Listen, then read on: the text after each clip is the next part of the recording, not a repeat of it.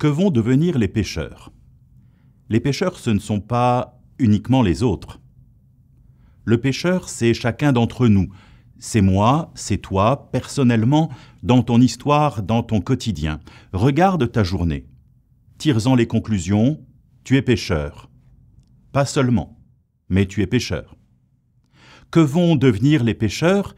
Cette question se pose à chacun d'entre nous dès lors que nous ouvrons les yeux sur nous-mêmes, sur la situation des hommes, morale, intellectuelle, sociale, économique, familiale. Quelque chose ne marche pas. Je ne fais pas le bien que je veux, mais je fais le mal que je ne veux pas, confesse saint Paul. Cette question, que vont devenir les pécheurs? Toute simple, on comprend, et profonde. Elle implique un regard sincère sur soi. Je l'emprunte à une prière de saint Dominique. Mon Dieu, ma miséricorde, que vont devenir les pécheurs? On y entend la lucidité d'un homme qui connaît son péché, la sollicitude d'un prêtre pour les fidèles, l'amour d'un homme pour l'humanité. On y entend le cri d'un frère qui se préoccupe du salut des hommes. On raconte que saint Dominique pleurait quand il priait.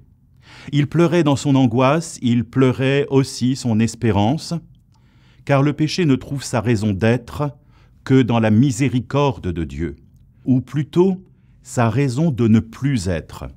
Une fois reconnu, une fois confessé, il brûle dans l'amour.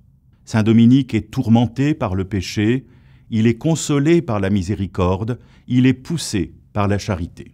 Et nous aussi. Si bien que reconnaître son péché, le confesser, le livrer et se livrer ainsi à l'amour du Père n'est pas une démarche humiliante, mais une démarche d'humilité. Car même dans le péché, la gloire de Dieu resplendit. Que vont devenir les pécheurs? À moi de décider. Mon Dieu, ma miséricorde, donne-moi ton esprit que nous, pécheurs, puissions devenir des saints.